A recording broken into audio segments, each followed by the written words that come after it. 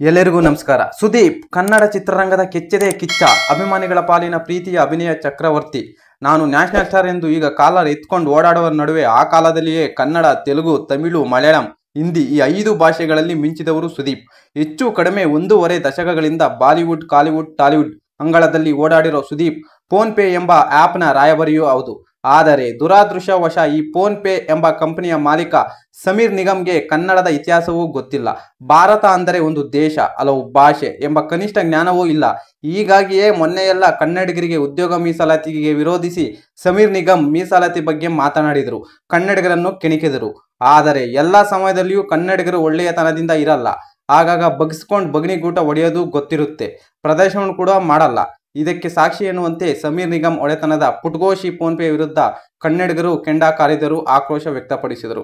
Phone pay uninstall ಮತ್ತು boycott phone pay ಅಭಿಯಾನ ಆರಂಭಿಸಿದರು. ಖುದ್ದು ಆ್ಯಪ್ನ ರಾಯಭಾರಿಯಾದ ಕಿಚ್ಚ ಸುದೀಪ್ ಅವರು ಕೂಡ ಕನ್ನಡಿಗರಿಗೆ ಮಾಡಿದ ಈ ಅವಮಾನಕ್ಕೆ ನೀನು ಈಗಲೇ ಕ್ಷಮೆ ಕೇಳದಿದ್ದರೆ ಅಗ್ರಿಮೆಂಟ್ ಕ್ಯಾನ್ಸಲ್ ಮಾಡಿಕೊಂಡು ರಾಯಭಾರತ್ವದಿಂದ ಹೊರಬರುವುದಾಗಿ ಎಚ್ಚರಿಕೆ ನೀಡಿದರು.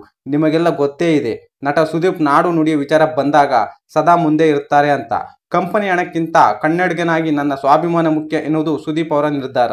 ಈಗ ಕೆಚ್ಚೆದೆಯ ಕಿಚ್ಚ ಸುದೀಪ್ ಎಚ್ಚರಿಕೆ ನೀಡಿದ ಬೆನ್ನಲ್ಲಿಯೇ ಫೋನ್ ಪೇ ಮಾಲೀಕ ತನ್ನ ತಪ್ಪನ್ನು ಒಪ್ಪಿಕೊಂಡು ಕನ್ನಡಿಗರಲ್ಲಿ ಕ್ಷಮೆ ಕೇಳಿದ್ದಾನೆ. ಎಲ್ಲ ಕಡೆ ಇದು ಹಾಟ್ ಟಾಪಿಕ್. ಒಟ್ಟಾರೆ ಸುದೀಪ್ ಕೆರಳಿ ಕೆಂಡವಾದ ನಂತರವಷ್ಟೇ ಫೋನ್ ಪೇ ಮಾಲೀಕ ಸಮೀರ್ ನಿಗಮ್ ಕಡೆಯಿಂದ ಕ್ಷಮಾಪಣಾ ಪತ್ರವೊಂದು ಹೊರಬಂದಿದೆ.